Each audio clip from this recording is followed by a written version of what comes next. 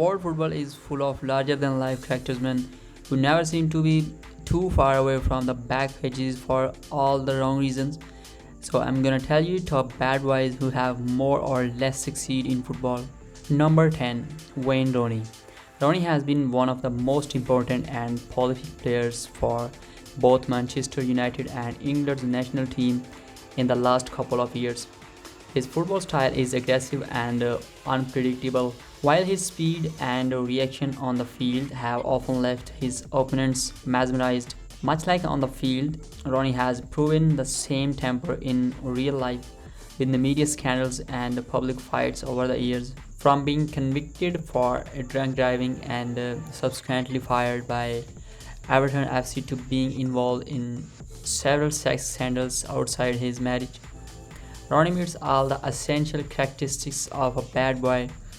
His latest achievement is a monumental fight with his wife after losing over £500,000 in a local casino. This was not the first time when Ronnie admitted to losing substantial amount of money by gambling, while several casino employees confirmed him as a regular VIP member and definitely not a pokies-free amateur. Ronnie has hit the headlines for all the wrong reasons this week after social media was flooded with images of him getting close to a woman in a nightclub and injuring his player with a crunch tackle on the training ground. Number 9, George Best. Maradona is good, Pele is better, George is the best. These words engraved on the coffin of George Best, that in 2005 sums up perfectly the popularity of English and not only in Britain.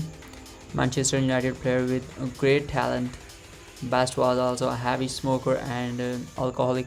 He also said before his death in 1969, "I stopped with women and alcohol. It was the hardest of my life. And I had a house next to the sea.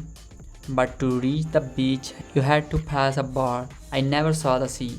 Undoubtedly the baddest bad boy." Number 8, Eric Cantona. The king has earned a great reputation. Throughout his career, Eric Cantona has multiple the catastrophes, from the kick to a spectator to the scumbag yelled at Henry Michel. The sticker made a show, well-built, proactive look collar turned up. Canto is a master in the field, and obviously Manchester United likes it. Number 7, Zlatan Ibrahimovic.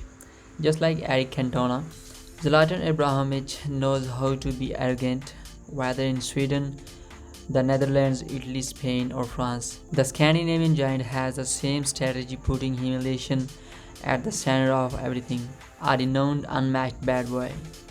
Number 6, Paul Gascoigne. Arguably the finest English footballer of our generation, but it all went wrong for Gaza after the tears at Italia 90. He has endured many problems with alcoholism and has spent a series of spells in the Priory before being sessioned under the Mental Health Act in 2008. The future looks bleak for the once great hope of English football. Number 5, Luis Suarez. Atletico forward Luis Suarez is another divisive player you either love or hate. The Uruguayan's career has been checkered with negative moments, dating right back to when he beat another player while playing for Ajax. And since then he has been accused numerous times of diving, committed a rather blatant handball in a World Cup quarterfinal, and was engaged in a very unsavory war of words with Patrice Evra, where he was accused of racially insulting the Manchester United defender.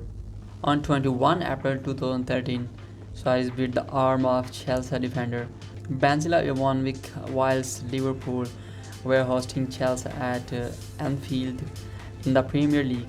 Suarez was given lengthy bans for all three incidents, with his latest on Italy international Giorgio Chiellini at the World Cup of 2014 being the most severe of all. A ban for 4 months of all footballing activity was the jury's verdict. His talent is undeniable, but then so is his ability to court controversy. Number 4, Antonio Cassano. The list of footballers who have indulged themselves with a playboy lifestyle is endless.